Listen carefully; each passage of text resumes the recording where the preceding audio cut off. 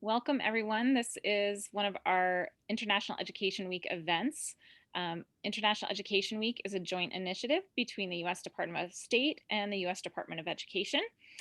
URI is really happy to be offering a whole range of events this week that will allow students to explore the benefits of international education and exchanges and what they bring in preparing students for the global workforce, the global environment, and of course, the other way around, bringing in and attracting leaders from international locations as students for study, learning, and the exchange of experiences here on our campus. So we definitely look forward to celebrating the remainder of International Education Week with you, and we hope that you'll check out our other events. But without further ado, I'm going to stop sharing my screen and pass it over to Shannon Schooley. Perfect, thank you. Open up my PowerPoint. All right, does that look good? That looks good to me. Awesome. So thank you for coming to the DIS session as part of your International Education Week. I will just introduce myself first. So my name is Shannon. I am an outreach advisor at the DIS North American office based in Minnesota. I did the DIS program myself in fall of 2017. I did our urban studies program during a semester. I lived in a homestay, and I'll talk a little bit more about our housing options, but that's the one that I chose to live in. And after graduating, I went to Bradley University in Peoria, Illinois. I returned to Copenhagen to work on site in our year-long internship program. It's a post-grad program. So I worked in the Environment, Politics, and Society department, doing a lot of faculty support and academic administration before returning to the US and starting at the North American office a little over a year ago in 2019. So DIS, this is just kind of the overview of our programming, the academic model, the kinds of things that you'll experience as a student at DIS. But our two locations are both in Scandinavia. They are Copenhagen, Denmark, right here, and Stockholm, Sweden. So these are the two major capitals in Scandinavia. There's a bit of a sibling rivalry between the two that exists between our staff and just the countries in general, kind of arguing over which one is the true capital of Scandinavia. But both are major metropolitan areas with hubs for innovation in a vast number of fields, whether it's medicine, design. Many of the different programs that we actually offer have hubs of research and innovation. And so I'll talk a little bit more about the academics there. But both of them are pretty coastal cities. So although you've probably heard that Scandinavia can get very cold in the winter, very dark in the winter, which is true because they are fairly north. So the sun does set very early and rise very late. But the winters are not as bad as I think a lot of students expect because these are the coastal capitals. So temperatures tend to hover more towards 30 to 40 degrees in the winter. It tends to rain more than it does snow in Copenhagen, especially. It does snow in Stockholm, but a lot of our colleagues there barely even put on their full parkas during the winter. So very different than what students tend to expect. Most of our students who are coming from the East Coast especially have experienced worse winters than a lot of the winters that you'll experience in these two cities. I do want to cover COVID-19 a little bit, depending on what session you are interested in. Summer and fall are bound to be at least somewhat impacted by COVID-19 as well. So we are currently planning to run our spring semester at a very small capacity compared to normal due to a lot of institutions not being able to allow study abroad, which makes sense for many valid reasons. But because we are running that, we'll have a lot of experience adapting to COVID-19, putting new policies in place, keeping students distanced, and maintaining a lot of the activities and engagement. So with that experience under our belts, we are, of course, going to be monitoring the situation as it changes. There's been a lot of hopeful news, so maybe the summer, fall, and then upcoming terms will be a bit more normal, and I'll talk a lot about our normal model, but keep in mind that a lot of these can be adapted and changed depending on the situation at the time, local guidelines, and just how things kind of progress. For the entire year of 2021, we have suspended our cancellation policy. So if you do choose to apply and register with DIS, any fees and tuition, which I do believe you'll actually pay through your institution, will be refundable all the way up until arrival day. So we don't want you to have a financial penalty on our end, at least, if you pay any of our fees, just to provide you the space to kind of think through your decision to study abroad. And yes, the fees are billed through URI. Perfect. So just keep updated on our website. If you do apply, then you will be receiving all of these updates via email for any changes that may happen to future terms.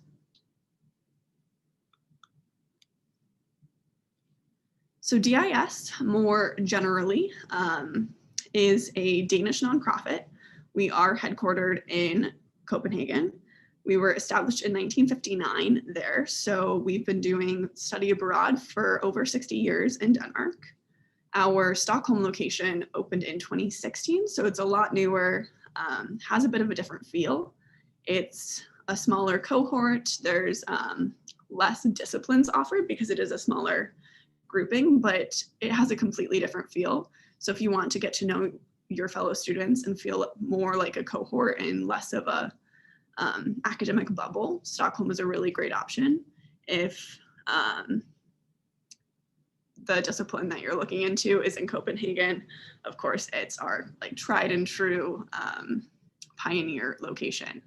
So both are great options. They have a bit of different feels in the city as well. Stockholm feels a little bit more metropolitan to me, especially where the DIS facilities are located. And then Copenhagen has a lot of medieval charm. Our facilities are right in the medieval center of the city. Both have those medieval districts, both have a lot of Scandinavian modern design, but I'd say kind of percentage wise, Stockholm feels a little bit bigger city versus Copenhagen. DIS has courses all in English, other than our introduction to language courses. So you're going to be taught by local faculty, but in English. It is a study abroad center or institute. So we aim our curriculum towards students coming from US institutions, and that has a lot of benefits built in, including the ability to tailor our course schedule for study abroad students to build hands-on experiences in a few of these things that I'll talk about on further slides, like practicums, field studies, and study tours can be built into our curriculum. We really use our local context of Scandinavia in our courses because we are just teaching to US students studying abroad. So we want to make sure that you're getting as much as possible out of the locations that you've chosen to live in.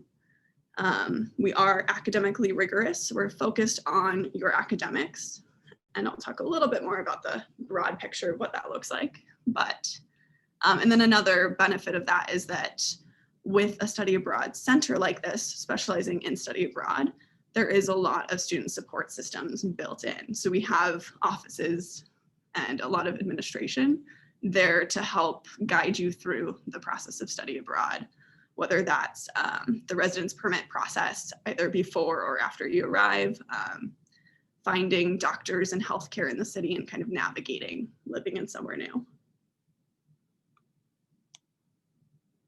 This is the list of disciplines you have to choose from.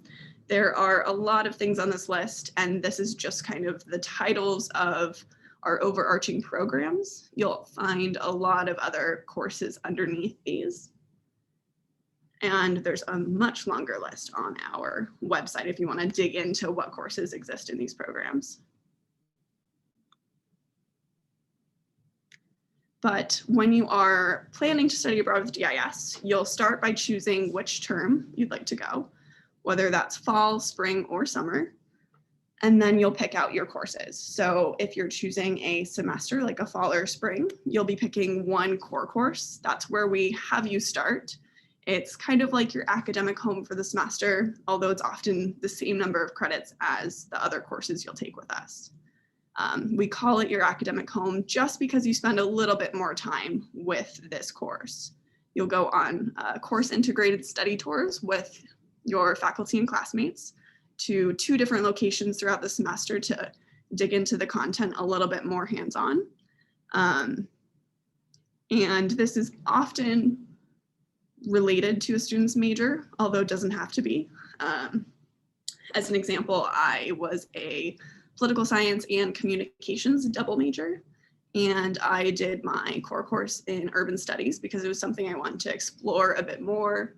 I was considering going to grad school for urban studies, so this felt like a really good chance to see it a little bit more in a real life example. So it's really up to you. Just make sure it's the course that you really want to dig into, content that excites you and you want to spend more time with. If you are choosing to do a summer session, then you'll pick out which sessions and which courses align with those sessions. In the semester, on top of that core course, you'll be taking 3 to 4 electives, and these don't have to be in that same discipline. So your core course does not have to dictate the electives that you're taking. They can be related. It can all be related to your major, or you can explore a little bit and take electives that match maybe some more generic requirements on campus, or just different things that you're interested in. And then finally, you'll go through the registration process, which includes the housing application. This is the summer layout because it can be a bit difficult to talk about without a good visual. So in the summer, we have 3 or 5 sessions, depending on how you want to look at it. Basically, you get to pick which of these you'd like to enroll in. Based on the schedule, based on the courses offered, based on how much time you want to spend abroad. It's really customizable. So our session 1 is going to be a 3-week, 3-credit course, and that's going to run these dates. You'll take 1 course at a time, and then if you'd like to stay longer, you can combine it with session 2 and or session 3. So you can kind of chunk this together in any way. You can do session 1 and session 2. You can do session 2 and 3. Come for just 1 session, stay for all 3 of them. You can get up to 12 credits across the total of 10 weeks. And each session has a different list of courses to take. You are welcome to take courses in Copenhagen and Stockholm if you'd like. We call that mixing and matching. COVID permitting, that may not happen for this upcoming summer, but if you're looking for further years, that may be able to return. We are not quite sure yet. But session 2 and session 3 include study tours, which I'll talk a little bit more about, but these are chances to travel with your classmates and faculty, just like those core courses in the semester. On top of these, we also have a lab and research session. So you're focused on joining a lab course or a research assistantship. It's an extra application. It's constantly changing based on faculty needs at the time. So check our website for which courses are offered. And then we have an architecture and design session, which is going to be 7 weeks, including a study tour, but it digs a little bit more in and has a studio focus to it, which is why it's a bit longer. In general, your classroom is going to be filled with students coming from US institutions. So many of them are in their junior year of college. That's the most popular time to study abroad, kind of across the US in general. Our students have an average GPA of 3.5, and they come from all different types of institutions in the US. So we do work with a lot of large public universities, but also many small private schools as well. We have students coming from all across the country, West Coast, East Coast, Midwest. And this is kind of a culture shock in itself, or at least A lot of the students I've talked to have experienced a bit of a culture shock in this, and it adds a really great layer to your education because you're in a classroom with other US students, but they're coming from different regions. They might be in the same major as you, but their professors have different specialties and they take different required courses. And so they have a different background that comes out into the classroom discussions. And I think it's a really great benefit I didn't even expect coming to study abroad. So you can kind of compare and contrast different regions of the US on top of the Scandinavian context that you're getting by studying abroad.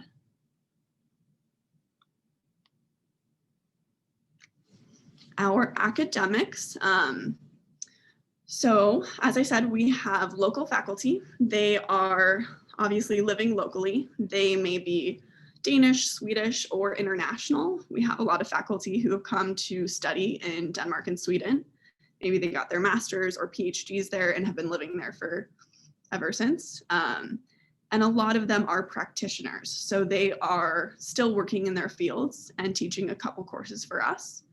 And really engaging in that content in their day-to-day life. So they might be the head of an architecture agency or work at an HIV clinic or be a doctor in one of our or one of the Danish or Swedish hospitals. They might be researchers at a local university. So they're bringing that insight into the classroom every day and hopefully giving you a chance to understand what it's like to work in that field, both internationally and just for general information as you are completing your education and hopefully going into a field related to your major.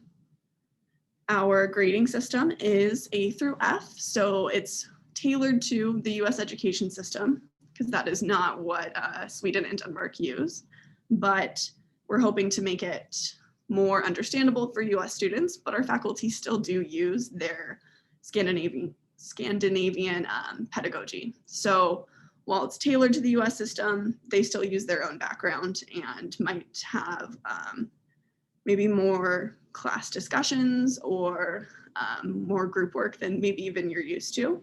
Although that's become a lot more popular in the US as well, I think Scandinavians still use it even more.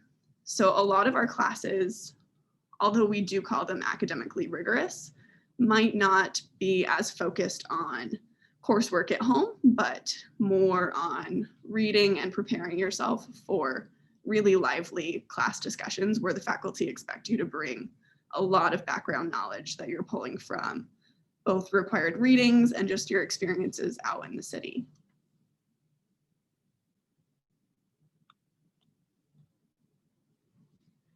And I mentioned that there are a few hands-on and experiential ways to get involved in our academics, and they are built right into your schedule. So field studies is one of those examples.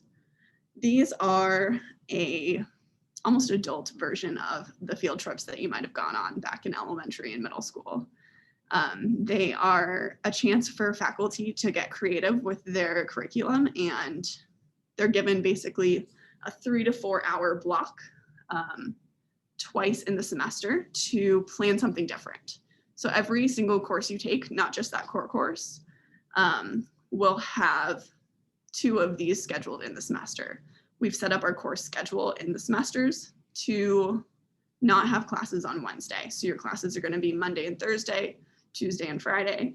And then on Wednesdays, you'll have these field studies built in. They don't overlap, so you'll get to participate in every single one that your courses plan. And then in the summer, these field studies also exist. You get 2 per semester or 2 per course, and they'll just be scheduled into your weekly course schedule. So these could be anything from visiting a show if you're in one of our art courses, maybe a behind the scenes tour of an art museum. It could be visiting the tabloid newspaper with a communication course. Some other examples we've listed here, visiting an HIV clinic with your public health course, touring the parliament with a political science or terrorism course. Tons of different options that our faculty have, and they're pulling from their local connections. Since they are often working in the field, they're using those contacts and colleagues to secure these visits, to bring in guest lecturers, to facilitate workshops that allow you a little bit more tangible insight into this topic in Scandinavia. I think for me and pretty much all the students that I talk to, these are the moments where your course content really comes to life, and these are the things that I remember about my courses. The things that we talk about in class really did show up when we had maybe a guest lecturer talking about what they were doing at work the day before. They were actively using the theories that we were discussing. And so it's really enlightening to have these opportunities.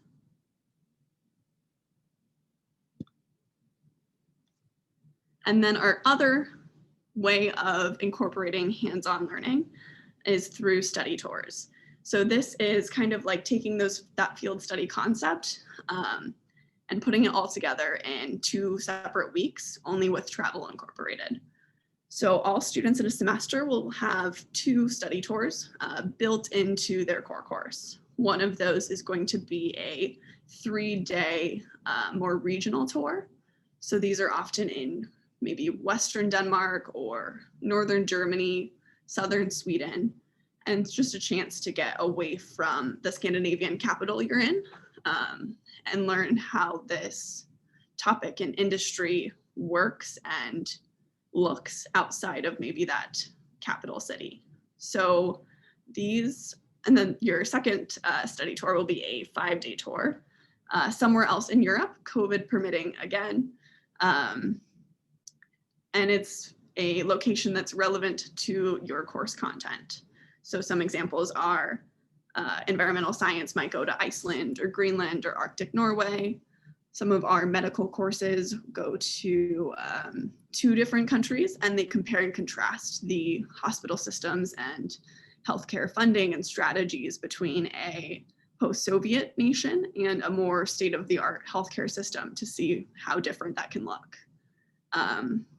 Some of our courses, like cyber psychology, go to a country where there's a major department at a university, like I think one of the universities in Dublin has the only cyber psychology dedicated department, or at least the first one in the world. So they travel there to talk to some of the first researchers in cyber psychology. So these are all those different academic visits all strung together, both in a regional example and then another European example. These are no additional costs. They're built into your tuition, led by your own faculty, and a really great chance to get to know both your classmates and your faculty a lot better. We build in some cultural visits as well, and a little bit of free time for you to explore the place that you're traveling to.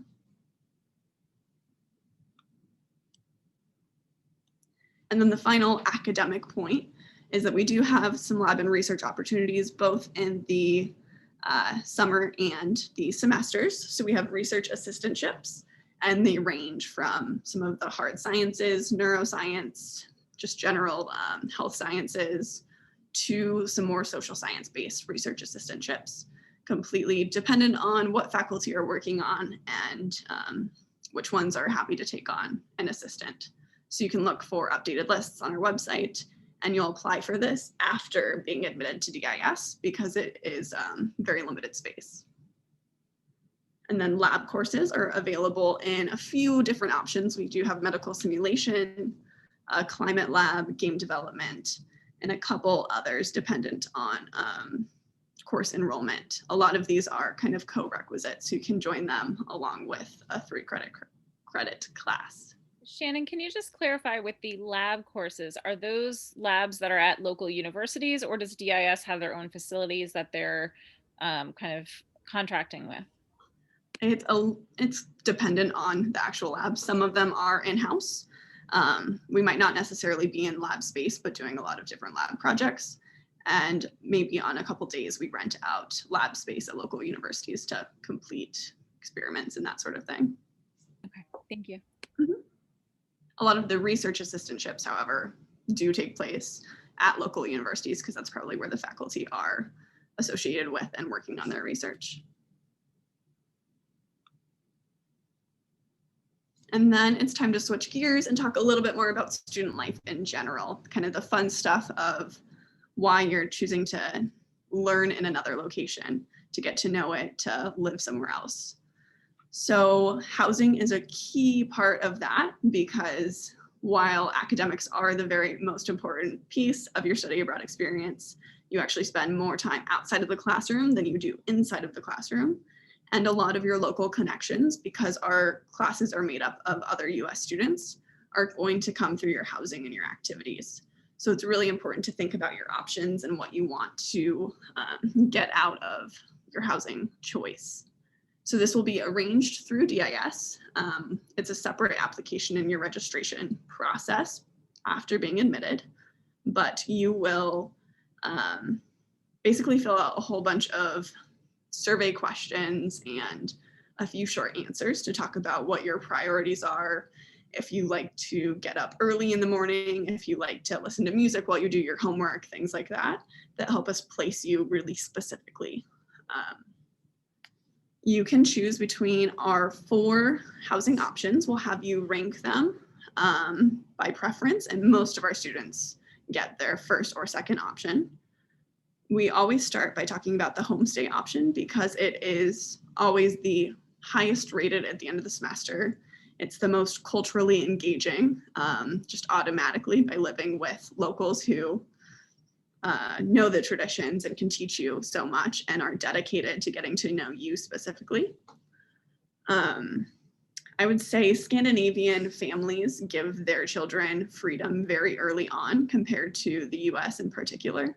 So I know a lot of students can be worried about moving in with a family and feeling like they've lost their independence, but I actually felt like living in my homestay was the most independent I'd ever lived, even though I'd been in an apartment on campus the previous semester, because they do expect you to just kind of be an adult in the household, inform them of when you'll be back, but often you have the ability to explore and do all the same things that students living in student housing do as well. These are obviously throughout the metro region of Copenhagen, and the easiest chance to get to learn local traditions, to explore an area that might not be the center of the city. I went to a whole bunch of museums with my host family. I tried so many traditional meals, celebrated really random little holidays that most students had never heard of, but they just do every year. So I was there to experience that. I don't really like small children. I've never really interacted with them. I don't know how to, and I didn't think this was the time to learn. So I requested to have only teenage children, adult children, or no children, and ended up living with empty nesters. And it was the absolute perfect situation. They had 2 cats, and we just bonded by having dinner every night and relaxing and discussing our days and cultural differences. So our homestays come in a lot of different sizes and shapes, and you're welcome to kind of explain what you're looking for. There are a lot of students who want to get to know small children and maybe practice their Danish with them, and the small children can practice their English with you. So it just depends on what you're looking for, but we have hosts that can match so many of these different desires. So we just ask that you're very specific in this application. And our matching process is quite detailed and very personal. We read every word that you write, whether it's homestay or any of the other options, for roommate matching, floor matching, and just placing you in a location that we think matches what your priorities and goals for your semester are. So the next couple of options are all student living situations. The Collegium and Student Boenda, that's the same thing, just different words for different countries. In Denmark, they're called collegiums, and in Sweden, we call them student boendas. So this is where local students often live. Very different from the US. Most colleges aren't really campuses in the same way. So students aren't living on campus and walking to class and just completing their entire life within this small radius. Mostly they're living in apartments or student apartments, kind of like these, the collegiums, and commuting to their classes wherever it is that they're enrolled. So in these, you'll be living with DIS students, often in the same room or suite, just depending on the layout of the building, next door to local students who are enrolled in any university in the region. So this is our second most like built-in, locals are living there with you. It's a little bit more independent though, because they aren't hosting you in their own home. So if you want to get to know local students, it does take a little bit of steering the wheel and reaching out to them, but a really great option if you do make the effort to make some lasting connections as well. Then the next two are living with just DIS students, the residential community and living and learning community. So we recommend this if you have a plan to engage yourself in the culture already. Maybe you plan to join a soccer team and engage locally that way, and live with other DIS students who are kind of going through the same thing. This will be an apartment style, somewhere around the city. So you'll be living in an apartment of maybe 5 to 9 students sharing kitchen and bathroom, and again, commuting to DIS. And then the living and learning community is the same thing, but with a theme added on. So this is engaging in maybe outdoor activities or culinary activities. You'll have weekly events coordinated for you surrounding that theme if there's a passion that you want to continue to pursue abroad.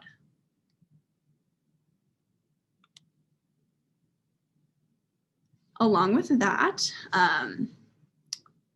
we always say that the city is going to be your campus because, again, campuses just don't exist the same way. Our DIS facilities are classrooms, some student lounges, maybe a library space, all together in the same area of the city. In Stockholm, we share our building with the Royal College of Music, and we have like a corner of a floor, and that's all of our DIS offices, classrooms, and lounges. In Copenhagen, we are right in the medieval center of the city and have 4 buildings of classrooms kind of along the same street in very close vicinity. And again, that's just administrative offices, student lounges, and classrooms. So you'll be living somewhere else and you'll be commuting to our classes and using the local infrastructure for everything else that you may need. That might be getting involved in hobbies, grocery shopping, because our student living situations, you will be cooking for yourself. You'll have access to a kitchen. If you want to join a gym, you'll do that locally. If you need to see a doctor, you'll use a local doctor. And a lot of this is by design, because that's how local students will be living as well. They don't have all of the same services that a campus provides. And this lets you engage with the city and get to know it in a much more engaging and built-in way. You're embedded in the city the same way as local students and learning what it's like to actually live in these cities. It is quite an adjustment for a lot of students though, so we like to mention that early on. And the same goes for student life. You are very much in the driver's seat of how much you engage with the local culture. We are happy to kind of connect you and show you all of your different opportunities, but it is up to you to kind of make that leap. So there are dozens of local students organizations you can join. We have a couple of our own DIS ones, but we really push you to join the more local ones. So you're in these organizations and clubs with other local students enrolled in other universities. If you want to pursue a hobby abroad, you can do that. A lot of the universities in the area do have sports teams for all levels, even if you're a complete beginner, or just different clubs for different interests. And they're often open to students from any of the institutions in the area, including DIS. So we do host an activities fair for you to be introduced to a lot of the organizations our students often join. We have them come and present, or maybe in a virtual format, show what they have to offer. and give you some contact information. But the most popular way to find one of these clubs or organizations to engage with is actually just by Googling whatever it is your interest is, and Copenhagen or Stockholm, and finding one, and just reaching out and contacting them. They're often very, very open to having DIS students join for the brief period of time that they're there, and have a lot of social activities going along with it. So I had a couple of friends who joined different teams. I had one join a rugby team, one join a field hockey team. I almost joined a handball team because one of the host moms in my home state network, where other students were living in the same region as me, was a handball coach, and she invited all of us to come join and come to as many practices and games as we'd like. So this is such a good opportunity, even if you're not very athletic. Danes and Swedes tend to participate in social activities in an organized way like this all throughout their life. So there are some student options, but there are also other local options where you'll get to know people of all ages. People play sports even if they're not good at them, all the way through their 40s, 50s, 60s, with other friends. And so it's really easy to find these different options and engage with locals that way. We will connect you if you have any questions. You're welcome to reach out to our Housing and Student Affairs office if you want to have help connecting you to anything, but it's kind of up to you to find these options.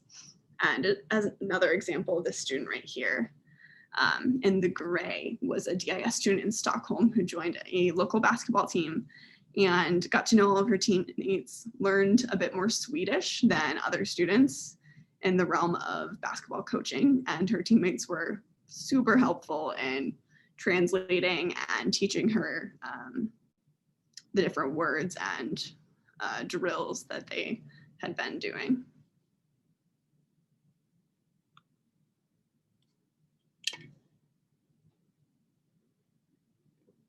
For financing your study abroad, we always start by highlighting our DIS scholarships. We do offer a large amount of need-based diversity and merit scholarships that you can find on our website. And if that is a concern, we absolutely recommend applying for them. Most students who do apply end up getting at least some award. Another thing to highlight for your university specifically would be there's an automatic scholarship for being a student at URI. So in the semester, that's going to be $4,000 off of your semester tuition. And in the summer, it's different depending on which combination of sessions you do. But it's about $100 per week is kind of the easiest way to do a quick mental calculation of it. So a lot of the 3-week sessions, 4-week sessions would be 300 or 400. And when you're looking at our tuition and fees, it's good to keep in mind how much it includes. It is more than, more in some ways than you might be used to in terms of it includes books and laundry, local transportation pass from your housing to your classes. So that's covered in the form of a transportation pass that you can use at all times. Health insurance is covered. We have an insurance policy that will cover you either the whole semester or before you have access to the local, if you're going to Denmark, Danish healthcare system. And then we do offer a partial food stipend just to help offset costs, unless you're in a homestay, because they do grocery shop and provide food for you of $600. And then all of our rooms and housing options are completely furnished. So you don't have to bring any sheets or pillows or towels.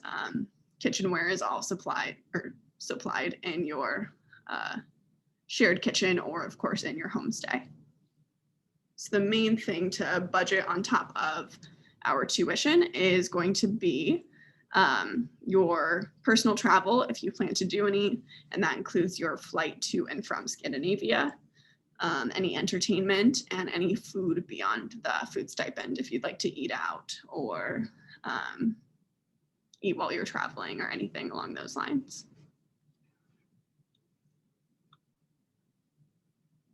our application requirements are 3 semesters completed, 3.0 GPA, and just making sure that you meet core course prerequisites and summer prerequisites. Most of our courses are aimed to be upper level, either electives or major requirements, depending on your academic advisor's approval. But that means a couple of them do have some of these prereqs. Just double check on our website to make sure that you meet them. But often, if it is related to your major, you probably have, like, our psychology courses require 1 year of psychology at a university level. So if you're a psychology major or minor, you probably already meet something like that.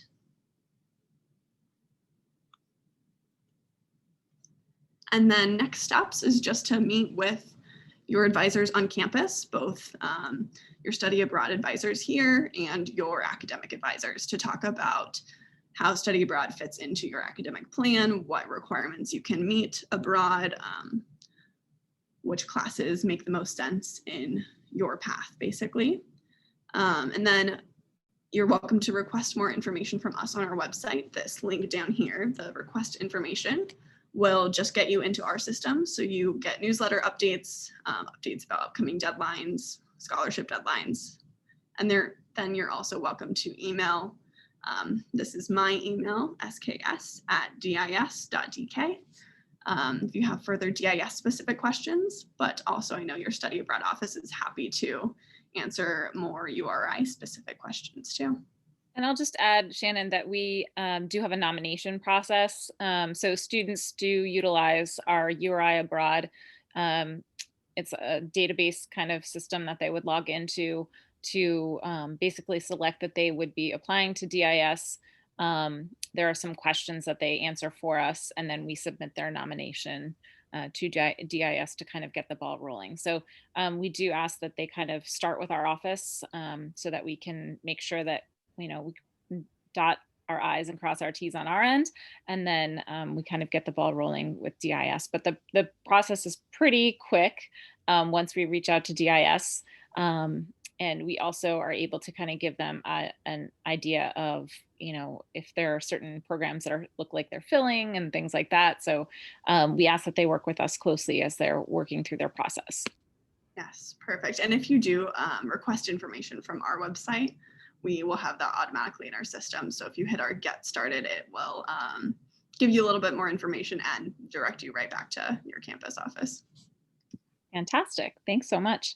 We really appreciate it. I am going to just go ahead and share the final IEW screen as we end here. But if any students end up watching this and want to reach out to DIS or to the Office of International Education, please feel free to do so. And thank you so much for your time, Shannon. We appreciate you taking part in our International Education Week. Yeah, thank you so much for hosting me. Oh, you're welcome. Great presentation. Thank you so much. Thanks, guys, for coming.